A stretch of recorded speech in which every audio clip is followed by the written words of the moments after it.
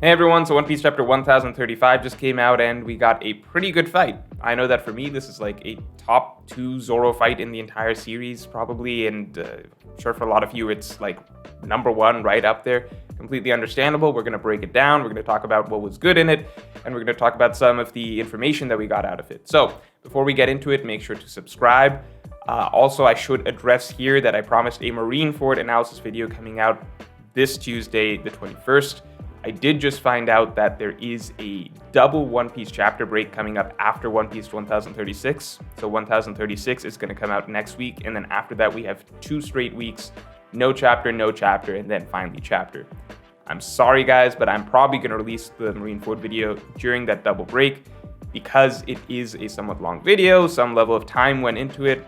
I would rather drop it, during a lull in, other One Piece discussion, so not sandwiched between the hype of Zoro versus King, and then I assume next chapter Kid and Law versus Big Mom.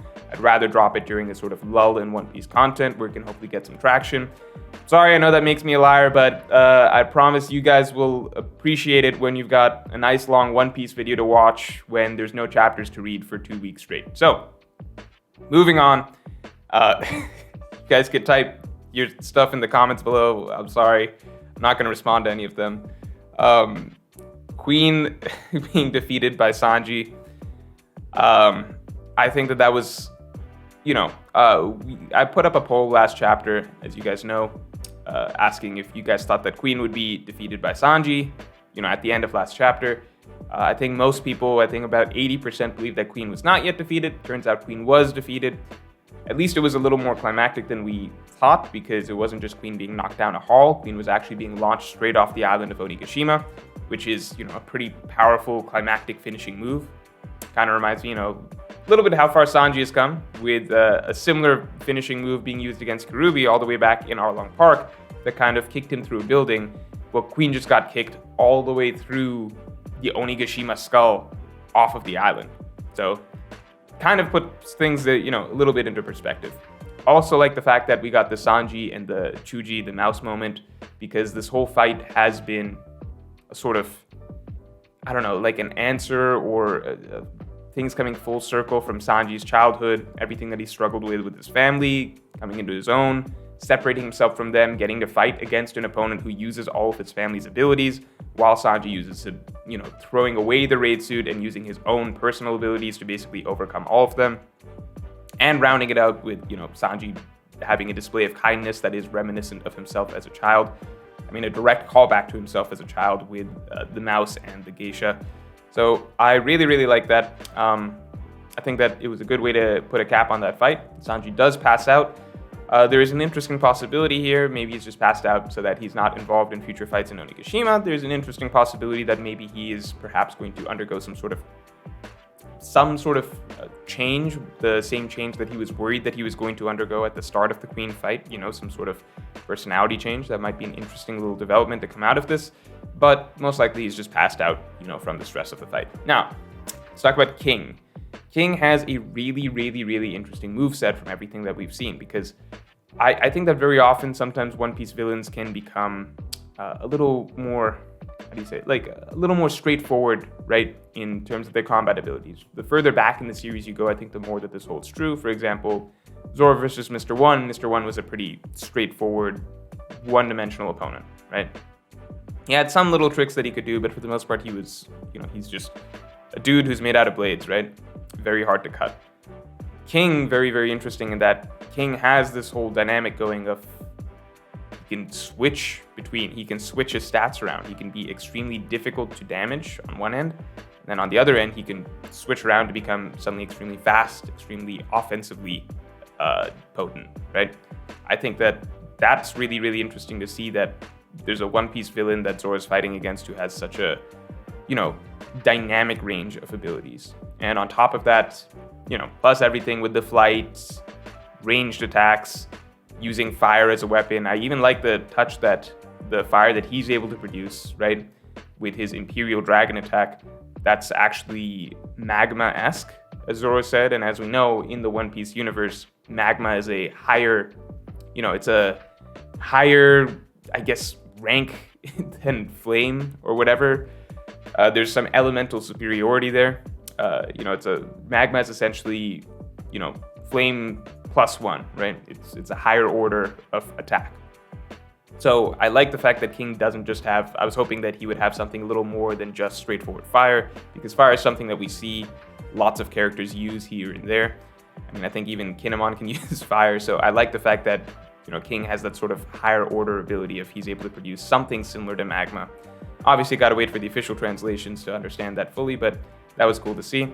And I think that, King himself as a character, I would have loved to have gotten to see more of him. We obviously got to see what he actually looks like, and he looks like a friggin' male model for no reason. Although, the one thing that I did think about is that the Lunarians, as an extinct race, it's possible that, kind of like how in many fantasy series we read about, like, let's say elves, right? And elves as a race are usually depicted as being humans, but a little more perfect, right? That's very often a common depiction.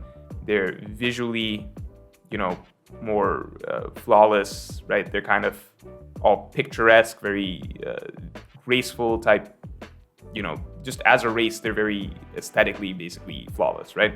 That's usually something that we see in an elf sort of race if they're put into a fantasy world. I think that it's interesting to think about the notion that maybe the Lunarians, as the former gods of the world who lived in a very secluded area high above the rest of humans, they might have been a race that were essentially simply just meant to be, in Oda's version of the world, his fantasy world, sort of a superior to humans sort of a race, right? That in the same context or in the same sense that elves in many series are essentially like this special race of beings that are above humans in many ways, right? So I wonder if that's part of a reason why King looks the way that he does, and it's possible that maybe all Lunarians are sort of these sort of picture-perfect figures. Could be interesting to see, but maybe I'm drawing too much off of nothing there. But just an interesting idea, I think. So beyond that, King himself being experimented on, the glimpse into his past that we got to see, unfortunately we didn't get to learn anything more about, how he survived as part of the Lunarian race, how he was caught, any context really as to anything more about him, his past, other than knowing that he and Kaido were experimented on. And I think that's the slightly more interesting thing that was confirmed here, that Kaido was in fact being experimented on heavily at one point. Does that mean, like some people think that Kaido is a government experiment? I don't think so, but a lot of the stuff that we see nowadays, the Momonosuke fruit, I wonder how many pieces of information the government what was the government able to learn off of these experimentations? Who exactly was running these experiments, right? Was Vegapunk out there torturing King every day? That makes Vegapunk look like a bit worse of a figure than I think a lot of us believe that he could be. Now, beyond that, I think the King and Kaido relationship, I would have loved to have seen a bit more of that, just because, honestly, maybe we got enough that we needed to see, but I like the fact that a lot of these captain-first mate dynamics, there's just a sort of different bond that goes into their initial meeting. It felt reminiscent of, it's the same. It's actually honestly the same now that I'm thinking about it. Luffy meets Zoro when Zoro is held captive. Luffy's the one who frees him. Blackbeard meets Shiryu when Shiryu is in jail. Well, Shiryu was in jail. Blackbeard breaking into Impel Down is what causes Shiryu to be released. And now Kaido and King, same thing. King was being held captive. Kaido broke out. Kaido freed him. It's just interesting that I think so many, Yonko and First Mate, Yonko and First Mate dynamics, Captain and First Mate dynamics are essentially, Oda likes this little parallel of the First Mate being held captive in some way, and the actions of the captain, the captain is essentially what leads to their liberation. So, I don't know, just an interesting little parallel there. It makes sense that, Kaido seems to like King, Queen, and Jack, or value them as soldiers in a way that he doesn't for the rest of his crew, right? The first glimpse of Kaido one of the first glimpses of Kaido we really got was him blasting one of his subordinates off of Onigashima when they showed him, Luffy's bounty poster, if you remember, in between Zou and Whole Cake Island. So the fact does seem to be that Kaido, at least with King, Queen, and Jack, he does have some level of attachment and respect to them. He tells King that I'm not going to sell you out. I like seeing stuff like that. It kind of humanizes Kaido more and more the more that we get to see of him. And especially Kaido's extremely interesting quote that he believes that he's the only man who can change the world. So, guys, I'm telling you, Kaido knows stuff. I dropped a video on Kaido knows the true history, and or at least significant chunks of the true history, and he actually learned about it before Roger. That has been confirmed. So I would urge you to check that out after this video. But the more we learn about Kaido, the more we realize that he has a greater intent than everything that we've been seeing so far. He knows about Joy Boy. He knows that something is important about Wano. He knows that he believes that he's the man who can change the world. Very interested to see what comes out of Kaido from this. So, all that being said, the fight itself, here's something that I'll say. I thought that the fight was a really good for a Zoro fight, considering, we got to see the variety of abilities on both sides, particularly King's side. We got to see growth for Zoro in terms of, his path as a swordsman. He got a full chapter dedicated to essentially getting flashbacks, learning about having a sort of realization of how he needs to actually be handling Enma, right? A new sort of resolve towards how he is going to approach this fight. As this fight continues, he gets closer and closer to actually being killed just because of the amount of haki that he's pouring into this sword. So I liked the beats of this fight in general. I think that Oda did do something a little bit odd in terms of that almost neutered the fight a little bit, in that he switched back and forth between Zoro and Sanji. So I've seen some people saying that the fight was rushed. I don't know if I would necessarily... It's hard to explain. Oda did something a little weird where he had Sanji have his character moment with the raid suit. And then he had Zoro have his character moment with the flashbacks, Enma, and Conqueror's haki. And then he had Sanji's action section, and then he had Zoro's action section. I don't know if that worked that well, because in the past, Oda has he's connected those two things, right? So once you're in a Straw Hat fight, you kind of get to read that from start to finish. It's just a little weird to me that Oda cut back and forth between the two, because that does give the impression that, it kind of just makes you remember only the most recent chapter, right? You're not feeling the full flow of the fight. So, yeah, if we look at just this chapter, it was a quick Zoro versus King fight. But if you look at we've kind of gotten to read the full flow of it, which is Zoro and King fighting outside, Zoro beginning to get overwhelmed, then Enma starts acting up, then Zoro gets his flashbacks, then Zoro begins to have realizations on how he needs to actually be approaching this battle and putting everything on the line in terms of trying to take down King, releasing all of his haki, just basically going all in, and that's what essentially releases his advanced Conqueror's haki ability, right? And then we get the final stage of them going back and forth and fighting, with Zoro ultimately winning. I think that would have been a much better flow for the fight. It's not saying Oda needed to change anything about the fight itself. It's just I don't know why he cut back and forth, because Oda's never done that before. So I think in that sense, the fights could have been better, but just in the sense that the rearrangement of not cutting away, because I think that's the sense that a lot of people get, that, the fights were rushed. I don't know if I necessarily agree that the fight... I think in a vacuum, no matter what, if you look at the full scale of the chapter by chapter of Zoro versus King and Zoro versus Mr. One, if you rearrange the chapters, it's essentially the same sort of flow and same sort of length of story as something like Zoro versus Mr. One, right? I still personally prefer Zoro versus Mr. One, but I still think that if you rearrange the chapters, this is, very comparable. The one thing that I would say that I would agree with in the sense that of being rushed is different than what I think a lot of other people are saying, in that the amount of setup, the amount of build-up and time that it took to get to finally getting Zoro getting a good fight in the New World versus King, that was 400 chapters. So this is a conflict that's been built up for 400 chapters. So that's where I think you don't talk about was the fight rushed relative to other Zoro fights, because I think in a vacuum, the fights are similar length, similar flow of stories, Zoro versus Mr. One, Zoro versus Kaku, Zoro versus King, stuff like that. But in terms of, that's not really how I would look at it. To me, I look at it more like relative to the amount of setup.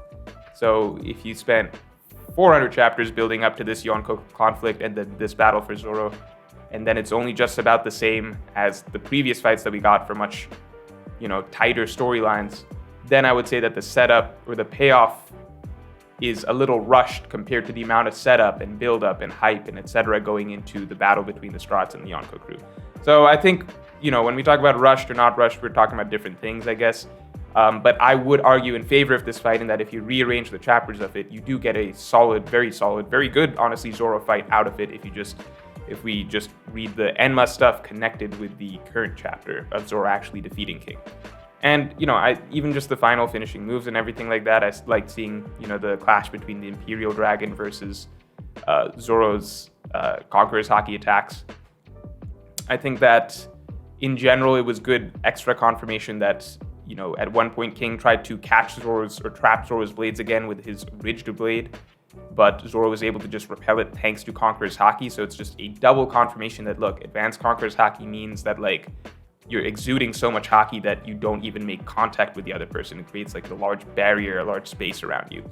So I think that we got to see some good stuff out of Zoro's advanced Conqueror's Haki over the course of this fight. And I would say, lastly, that, how do I say this? The difference between the Zoro fight and the Sanji fight, since I am seeing some people compare, is just that I think that the Zoro fight, overall, I would say it had better action and better flow of action. I think Sanji had slightly better stuff for his character. I prefer the Zoro fight, I think, at the end of the day, to the Sanji fight, in my opinion. But, maybe when I reread Onigashima, I could see things going, either way. And then I think on top of that, I will just say it's interesting to me that Zoro still did not use Ashura over the course of this fight. And King never awakened over the course of this fight. So you guys still know where my opinions are at, but I just think it's interesting. So especially if you felt like the fight was rushed in any way, then just think about that. Zoro didn't use Ashura, King didn't use Awakening. I don't know. I would expect Kid and Law versus Big Mom next. Just because that's the way that things have been going. I know people are saying that, we'll get Luffy versus Kaido next. I'm like, why? I don't know why we'd get Luffy versus Kaido next. I think the next big fight we would get would be Kid and Law versus Big Mom. The one, Luffy versus Kaido is going to be the last thing that happens. However, there are a few other things. Momo needs to stop Onigashima from falling. Yamato and possibly Brook need to stop the yokai. And Hiyori and probably Denjiro need to defeat Orochi. Those, I think Raizo versus Fukurokuju and honestly the CP0 fights, I think that those will be relatively sidelined. I don't think we'll ever get full chapters for those, personally. So I think that those other three things are three things that probably need to happen along with Kid and Law versus Big Mom. Kind of assuming Kid and Law versus Big Mom is next, but maybe it's one of those other three things. Maybe it's Momo and Onigashima, maybe it's Hiyori and Orochi, or maybe it's Yamato and the yokai. Maybe it's one of those three things instead. If you enjoyed this video, then definitely like, comment, and subscribe, and get yourself one of those posters that we have in the background. You will not get it by Christmas at this point, but it is still a really nice poster to have for yourself if you're a One Piece fan. It is a minimalist design of every single One Piece character, at least every single major One Piece character, with a matte finish in museum print grade paper. So click the link in the description below to grab one of those for yourself. And that's all for this video. I will talk to you all later.